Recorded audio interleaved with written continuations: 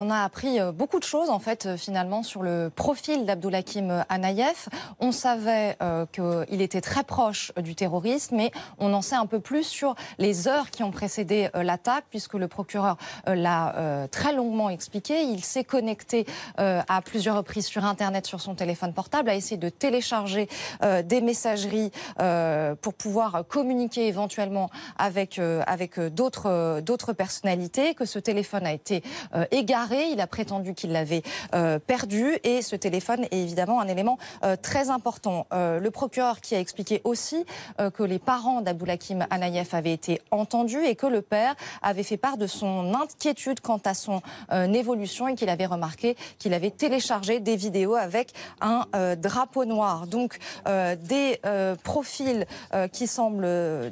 radicalisés, hein, c'est ce qu'a expliqué le procureur, deux personnalités très proches, deux Tchétchènes qui se sont donc rencontrés au lycée et qu'ils s'étaient revus assez récemment, donc en janvier 2017, puisque Abdoulhakim Anaïef s'était marié religieusement avec une jeune fille qui avait l'intention de se rendre en Syrie. Et c'est comme ça, parce qu'il y a des velléités de départ sur cette mineure, que la DGSI va évidemment s'intéresser au profil de son époux, Abdoulhakim Anaïef, et qui du coup va être fiché S et inscrit aussi au FSPRT, tout comme son ami, donc le terroriste qui est passé à l'acte. Ce terroriste aussi, hein, qui, on l'a appris, eh bien, grâce à ses parents, ses parents ont éclairé aussi de la personnalité de cet individu, qui était donc lui aussi connu des services de renseignement, même s'il n'avait jamais été condamné, n'avait jamais fait parler de lui, mais qui, effectivement, ses parents l'ont dit, était un étudiant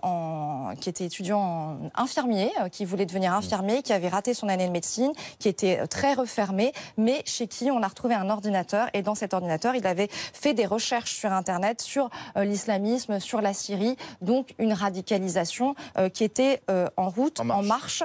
Donc la principale, en tout cas, information aussi de cette conférence de presse, c'est qu'il y a deux jeunes femmes qui ont été interpellées cet après-midi à 14h. Toute la question est de savoir, et on va évidemment chercher à savoir si cette jeune femme, en tout cas ces deux jeunes femmes, qui faisaient partie visiblement de l'environnement de Khamzat Azimov et d'Anaïef, étaient par exemple Inès Hamza, qui a